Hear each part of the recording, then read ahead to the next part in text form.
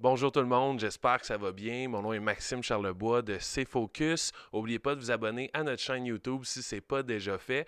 Le sujet du vidéo d'aujourd'hui, c'est les 5 choses à comprendre et à savoir avant même de bâtir votre boutique en ligne. Il y a beaucoup de choses à comprendre, mais j'ai décidé de faire une partie 1 aujourd'hui avec les 5 principales choses à savoir avant de bâtir la boutique en ligne. La première chose, c'est le plus évident, c'est quel produit que vous allez vendre. Donc, il y a une analyse à faire. Moi, côté marketing, je vais faire un peu une analyse avec Google Trend. Est-ce que le produit est de plus en plus populaire? À quel point il est demandé? Il y a certains outils pour pouvoir tracker. Il y a combien de recherches par mois dans les moteurs de recherche par rapport à ce produit-là et de voir les fournisseurs qu'on va utiliser pour acheter le produit.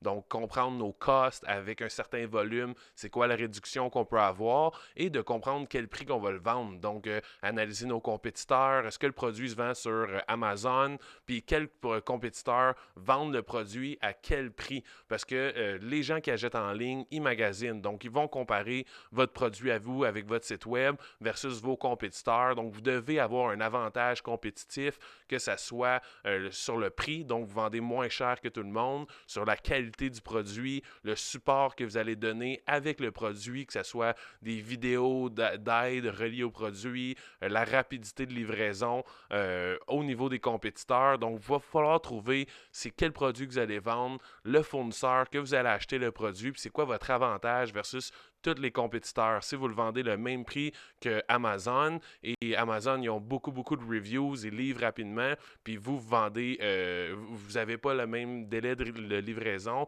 mais vous n'allez pas générer nécessairement des résultats. Donc, il faut vraiment faire cette petite analyse-là. Il y a aussi les options de dropshipping. Donc, on connecte notre boutique en ligne avec des plateformes comme AliExpress, Amazon, Alibaba, etc. Et vous allez connecter le produit sur votre site web. Les gens, ils vont faire l'achat sur le site, c'est commandé chez le fournisseur et c'est livré directement chez votre client.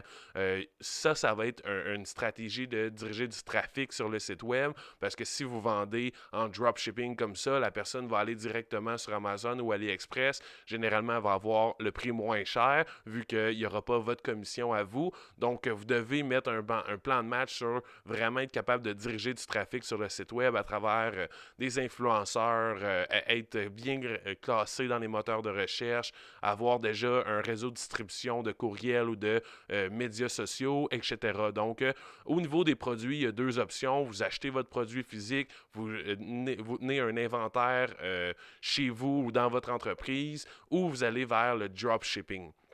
La deuxième chose qui est importante à savoir avant de bâtir la boutique, c'est votre clientèle cible. Donc, à qui vous allez vendre? Si vous me répondez tout le monde, gars et filles de 16 à 80 ans, mauvaise réponse. C'est important de sélectionner votre clientèle cible le plus précis possible parce que quand vous allez bâtir votre boutique, vous allez le bâtir en fonction de cette clientèle-là. Donc, le texte que vous allez écrire sur le site, les photos que vous allez utiliser, le thème que vous allez acheter, les couleurs que vous allez utiliser, tout va être relié en fonction de parler à votre clientèle cible parce que quelqu'un de 18 ans, un gars de 18 ans qui arrive sur votre site web va pas voir le site web ou se faire parler de la même manière qu'une femme de 45 ans qui est mariée. Donc, c'est important de sélectionner une bonne clientèle cible, de décrire sa clientèle cible. Puis quand vous allez rentrer dans bâtir le site web, vous allez le bâtir en fonction de cette clientèle cible-là. La troisième chose qui est vraiment importante, c'est la plateforme. C'est une étape cruciale quand on bâtit une boutique en ligne. C'est pas quelque chose qu'on veut refaire à toutes les années. Donc, sélectionner la bonne plateforme en partant, c'est essentiel. Ma suggestion personnelle, c'est d'utiliser Shopify. C'est la meilleure plateforme pour bâtir des boutiques, surtout si vous n'avez pas un gros background en programmation ou en online store.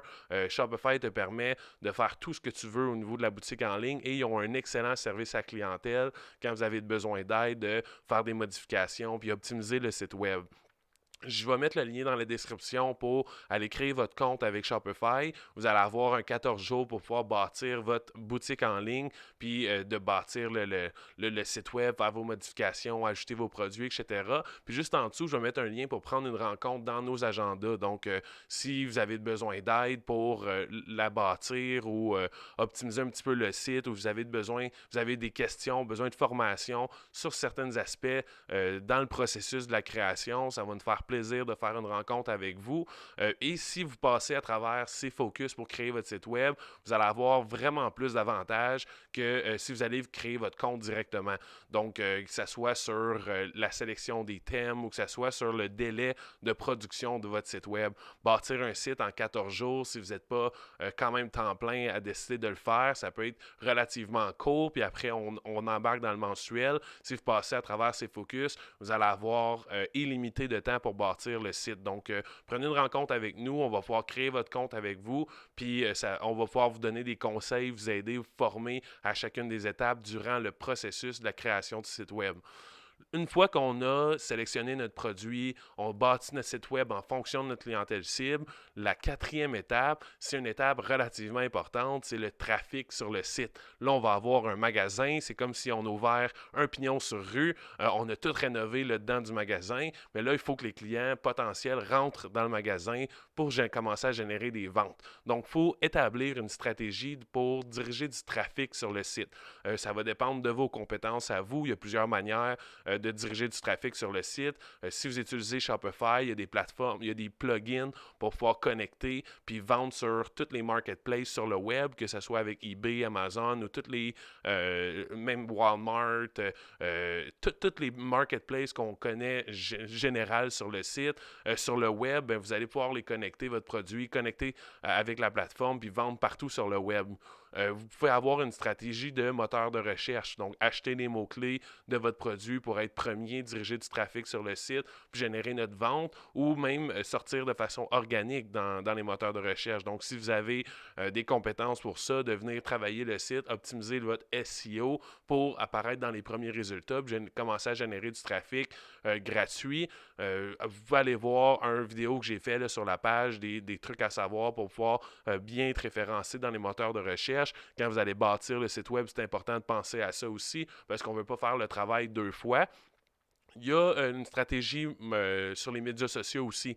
Donc, que ce soit de la publicité sur les médias sociaux, on prend votre clientèle cible que vous avez déjà établie, on monte une publicité, on met un budget derrière la publication pour le faire passer dans le fil d'actualité des gens de notre clientèle, de notre avatar, puis de générer le clic vers le site web. Puis il y a une stratégie aussi de publication sur les médias sociaux. Donc, créer votre page Facebook, commencer à parler à vos amis pour générer de l'engagement sur la page et de poster sur la page régulièrement pour diriger encore une fois du trafic sur le site. Donc, dans la description, vous pouvez prendre une rencontre avec nous encore une fois où il y a certains outils qui vont vous aider au niveau des médias sociaux. Donc, il y a des plateformes qui sont gratuites pour pouvoir créer votre contenu, publier sur les médias sociaux, préprogrammer d'avance les publications, analyser les performances de vos publications, etc.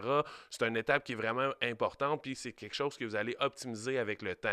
Donc, vous allez faire un mois, faire certains types de contenus, vous allez regarder les résultats, quels qui génèrent les visiteurs, puis vous allez pouvoir optimiser pour le mois d'après. Shopify va vous permettre de voir quels médias sociaux ou quel médium vous génère le plus de résultats. Donc, est-ce que c'est posté sur Kijiji avec eBay puis ces marketplaces-là, ou c'est les gens vous recherchent directement dans Google, tombent sur votre site, c'est de la publicité sur les médias sociaux, des posts que vous avez faits sur les médias sociaux, etc. Donc, c'est important d'analyser ces résultats-là, ces datas-là pour venir optimiser notre travail au fil du temps. La dernière étape, c'est l'étape de la comptabilité. Donc, oui, vous allez avoir une boutique en ligne, vous allez commencer à générer des ventes, mais c'est important de contrôler votre cash. Donc, contrôler toutes les dépenses que vous avez eues versus le nombre de revenus. C'est quoi vos marges de profit en moyenne par transaction. Puis moi, ma suggestion, c'est de toujours réinvestir vos revenus en publicité ou dans l'optimisation de votre site web jusqu'à un certain level dans votre boutique. Parce qu'il y a des mois que vous pouvez avoir des excellents mois et le mois d'après, c'est pas un bon mois pantoute. Donc, vous avez eu un mois de 10, 15, 20 000 $ de vente, puis le mois d'après, vous avez 1 000 $ de vente. Donc, c'est important de venir toujours réinvestir dans la boutique dans le but de bâtir le plus de clientèle cible, de plus de clientèle possible, puis de les rendre satisfaits pour qu'ils reviennent sur le site, qu'ils rachètent une nouvelle fois et qu'ils réfèrent le site web à vos amis. Donc, ça prend beaucoup d'optimisation. Moi, ma suggestion, c'est d'aller jusqu'à un 15, 20 000, même 25 000 $ par mois de revenus avant même de penser à sortir de l'argent de l'entreprise. Vous devriez toujours tout réinvestir puis de bâtir une entreprise stable, une boutique en ligne stable. Il faut créer aussi un compte dans un outil de comptabilité.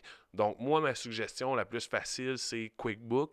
Ça coûte vraiment pas cher et vous allez pouvoir tout connecter puis ça va faire une partie de votre tenue de livre de façon automatique. Il y a une application mobile aussi pour tout suivre les résultats, suivre vos revenus, suivre pour les taxes à payer au gouvernement, les impôts, etc. Donc, j'ai le lien aussi dans la description, comme toujours, pour aller créer votre compte. Donc, en résumé, la première chose, c'est de déterminer votre produit. Est-ce qu'on fait en dropshipping? Est-ce que je tiens un inventaire? Quel fournisseur je vais utiliser? Mes costs, mes vendants, mon avantage concurrentiel. La deuxième chose, c'est la clientèle cible. Donc, je vais bâtir mon site web en fonction de cette clientèle cible. Puis quand je vais aller vers diriger de la pub sur notre site web, bien, je vais utiliser cette clientèle cible-là aussi pour diriger de la pub. La troisième chose, c'est la plateforme. Donc, moi, je vous suggère fortement d'utiliser Shopify. Tout est dans la description. Et on a parlé de trafic aussi comme le quatrième point. Et le cinquième point, c'est d'avoir une bonne tenue de livre, un bon système comptable, puis de suivre votre cash. C'est ce qui va faire la différence entre une boutique en ligne qui génère des résultats à long terme, puis qui est rentable versus une qui ne fonctionne pas. Parce qu'on a vu des boutiques qui ont le même chiffre d'affaires, puis une entreprise n'arrive pas à la fin du mois. L'autre entreprise génère des très bons profits juste parce qu'ils contrôlent bien leur argent, ils contrôlent leurs dépenses, ils contrôlent leurs costs par acquisition au niveau des publicités ou au niveau des actions marketing. Donc, allez créer votre compte. Si jamais vous avez des problèmes, des questions, prenez une rencontre avec nous, ça va nous faire plaisir de vous aider. J'espère que la vidéo a été essentielle pour vous et vous a donné des bons trucs. On va faire plusieurs vidéos sur des trucs au niveau des boutiques en ligne. En 2021, si vous n'avez pas une boutique en ligne, si vous êtes une entreprise physique qui vend des produits physiques puis vous ne vendez pas en ligne, vous laissez énormément d'argent sur la table. Vous l'avez probablement vu durant le confinement, tout le monde à la maison, toutes les entreprises fermées. Ceux qui ne vendent pas en ligne, bien, ils ont extrêmement souffert. Puis ceux qui vendent en ligne, ils ont bâti des nouvelles sources de revenus. Puis il y a même certaines entreprises qui ont explosé leurs revenus parce que les gens sont à la maison. Puis ils font quoi? Ils achètent en ligne. Donc, j'espère que ça vous a aidé et je vous dis aux prochaines vidéos.